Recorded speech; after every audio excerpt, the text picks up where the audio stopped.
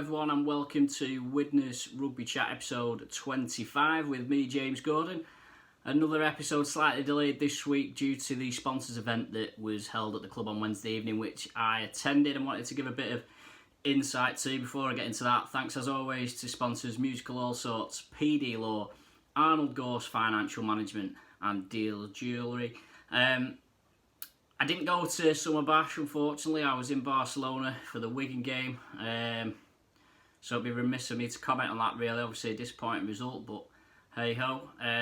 Good following of fans there from what I'm told, so it puts a little bit of pressure on the home game against York this week. I'll talk about that a little later on. Just me this week. I have got a few guests lined up in the upcoming weeks, but for this one I wanted to give a bit of an insight. Obviously I am privileged to look at the club from numerous angles, be it from a fan, from a journalist point of view, and also invited along as a to the sponsors evening tonight, so I get to sort of see the way the club addresses different people, the way other people react to it, and just generally have a bit more of an insight into what's going on. So some of you watching may have attended. There was probably about 50 or so people in attendance. I might have underestimated that, so it might have been close to 100. First sponsors evening, Dave Rolt and Tracy Glendinning were hosting it. I thought it was actually important to sort of paraphrase some of the stuff that was said. Phil Finney spoke very well, and there was some crossover from the members' night a couple of weeks ago, which has been the last two episodes of the podcast. Phil sort of responded, I should say, to maybe some of the criticism he's been getting on the forum about his credentials as CEO, and he introduced himself to all the sponsors and basically gave a bit of a background about himself. It was fascinating, to be honest. So he had some pictures of Phil as a kid when he was a mascot running out at Norton Park, and he was offered the chief exec job 10 weeks ago.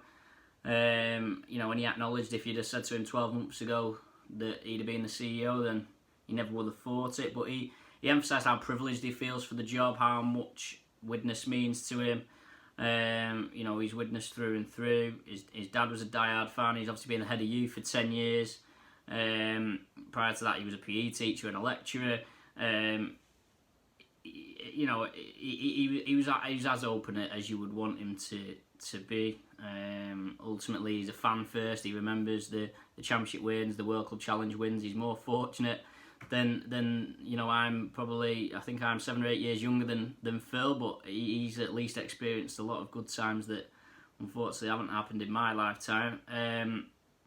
And I think the message from him was that Widnes Rugby has given him an opportunity in life. So he did play, rugby inspired him to play, and he ended up playing a solitary game for Warrington as a professional. Obviously didn't quite go as he planned, but of course he's sort of made up for that now by getting involved with rugby and giving opportunities to young lads himself, and then of course now as the top role at Widnes.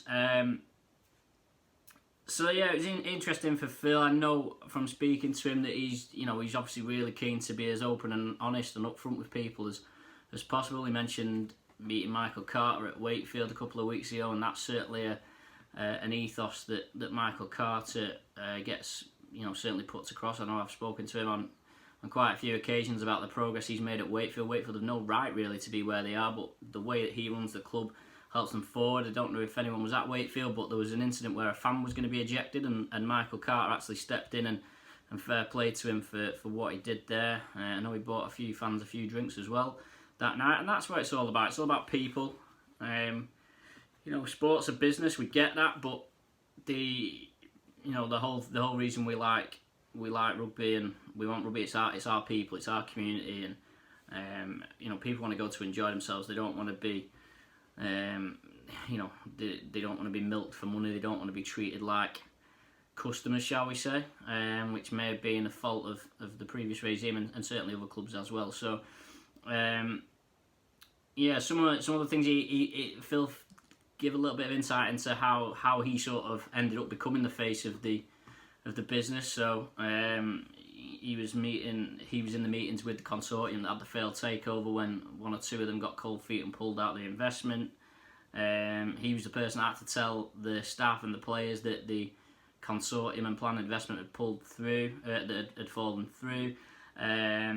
And then he revealed again that we saw in the members' meeting that 50% of the parachute payment has been withheld, so nearly £250,000. We sort of knew that's not coming from Super League clubs, but he also dropped a bombshell that the Super League clubs are withholding the academy money due to Widnes, which was approximately £70,000. So this is based on the success of the academy over a period of time. I think Phil said at the members' meeting that it's basically run on a 2-year cycle, so how successful you were 2 years ago is the money you get this year. So obviously that's put a massive hole in the club's numbers, I suppose, because you're looking at 300 grand probably that the club would. Entitled's a strong word. If nothing had happened, then the club would basically be getting 300 grand. Now you can sort of see that it's a different club, it's a different company, but it's still Widnes RLFC, and the academy is still a success. And I've seen the argument that it's because they're worried that the new owners will just take the money and run, which has happened with other clubs. But a little bit disappointing. Of course, we're quite biased, but yeah, I think a bit of a shame when you consider what Widnes have done. It's not as if they're bumbling along. The academy players without the academy players, Widnes wouldn't have a team basically this season. Phil also mentioned about the part-time, full-time debate. So again, he brought up the figure 1.6 million turnover is what they expect to need to be full-time next season. They're looking at roughly 3/4 of that coming via sponsorship. So that was why it was important to sort of get that message across, because there were sponsors in the room who are going to help get to that target. He did acknowledge that running part-time may be they've looked at Halifax and Sheffield. He acknowledged Widnes could run a fairly successful championship team part-time, a sustainable championship team part-time, and it'd open up to other players. He mentioned Shane Grady actually as a part-time player who, as an example, I guess, as a player you could attract. Sustainable being the key word. Phil and the board want to create a sustainable and successful club, and what success looks like is obviously different to different people.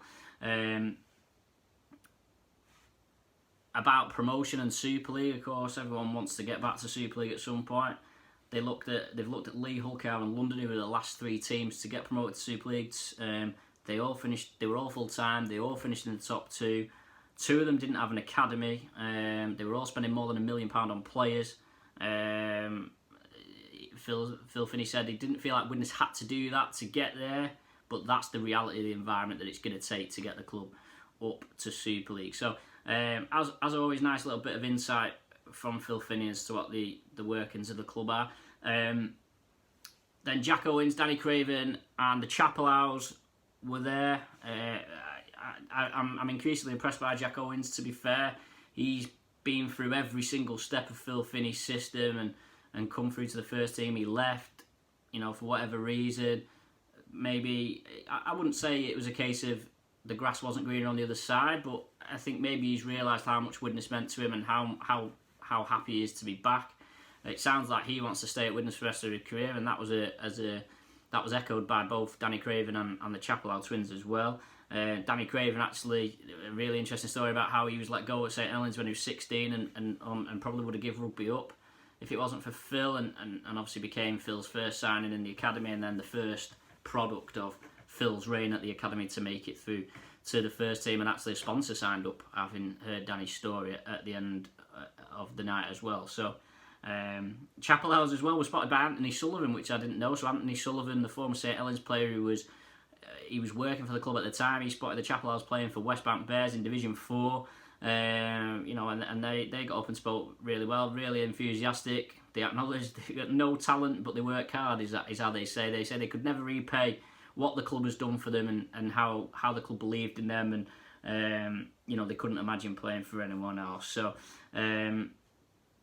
great to hear from players. It's actually good players put themselves forward to speak at these things, because I know from experience some players are quite reluctant to spend their time.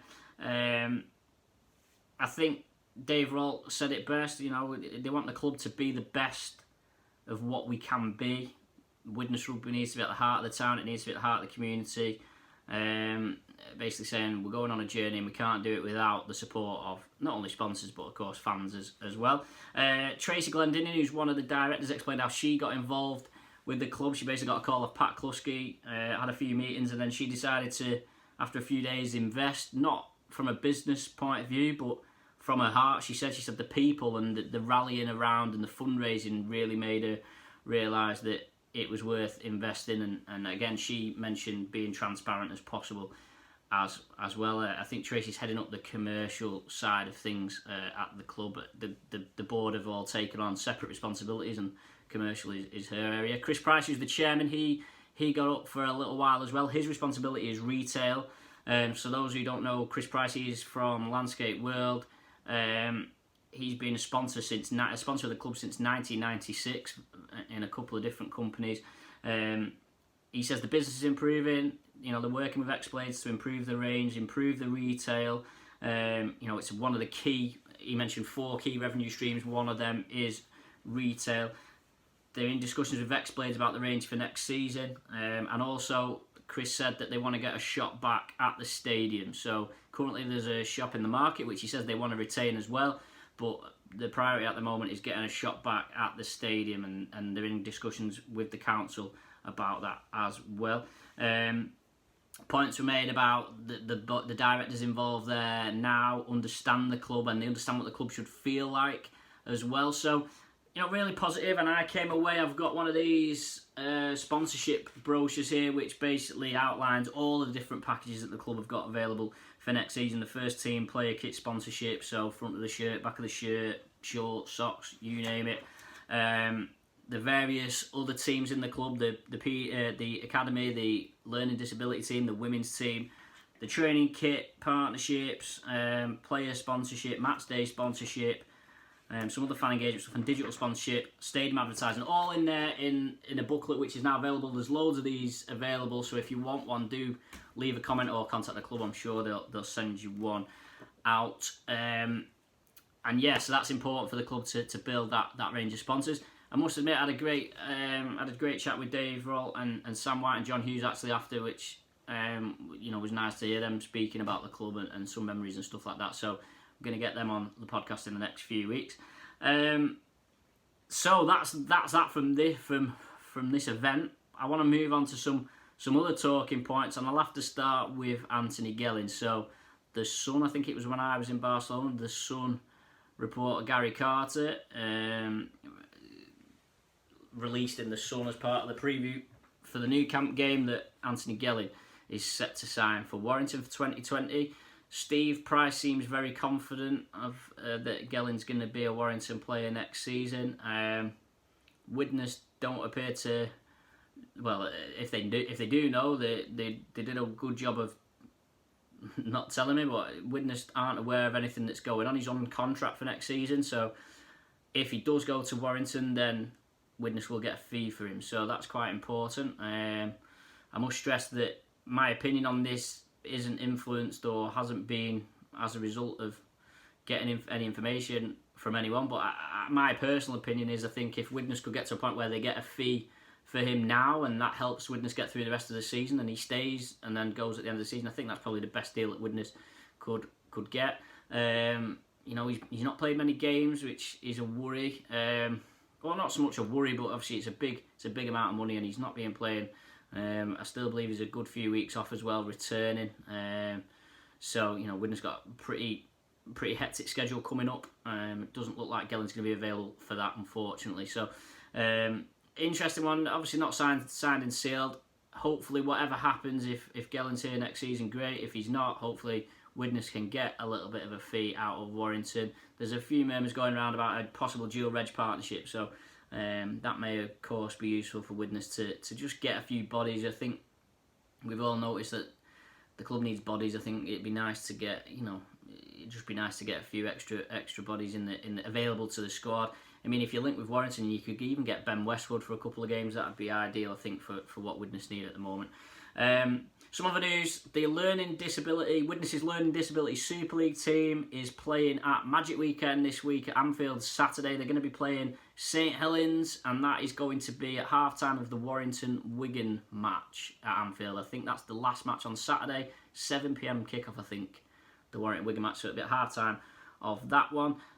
Widnes are at home to York on Sunday, so if you go on Magic Weekend, make sure you don't go on Sunday, because Widnes are playing. There's a ticket offer that the club will run out at the moment. You can get a ticket, an adult ticket is £25, and for that you get your ticket and you get one of the Up the Vikings We Saved Our Club t-shirts. You can get them if you're contesting a junior. The price, basically, I think it's just a £5 on the normal ticket price for the t-shirt.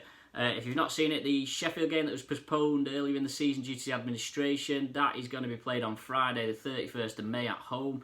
Sheffield have had a couple of season-ending injuries to key players, James Glover and Matt James, in the past week after summer bash, so they're flying high in the league, but whether them injuries will have an impact remains to be seen. And then on the 5th of June, it's Featherstone 1895 Cup home game on a Wednesday night. Lovely Wednesday night rugby league, a nice change. It breaks up your week a little bit. I might even try and do a live, I've been thinking about this, I might try and do a live Widnes Rugby Chat from that game, maybe a sort of commentary on the match type thing. I'm not sure yet, but I'm definitely keen to maybe do something on that Wednesday night as well.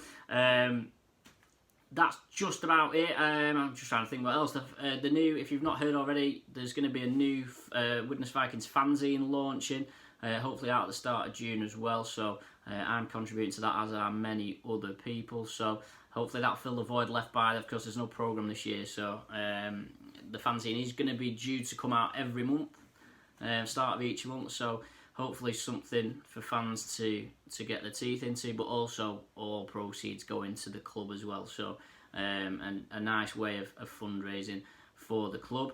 That's me for this week. I'm conscious that I witter on a little bit when I'm on my own, so I'll sign off there. Thanks as always to Musical All Sorts, PD Law, Arnold Gorse Financial Management and Deal the Jewelers. I'll line up a guest for next week, so it's not just me. Thanks for listening as always. Please do subscribe, share, comment, do whatever you can to spread the word about the podcast, and I'll see you next week.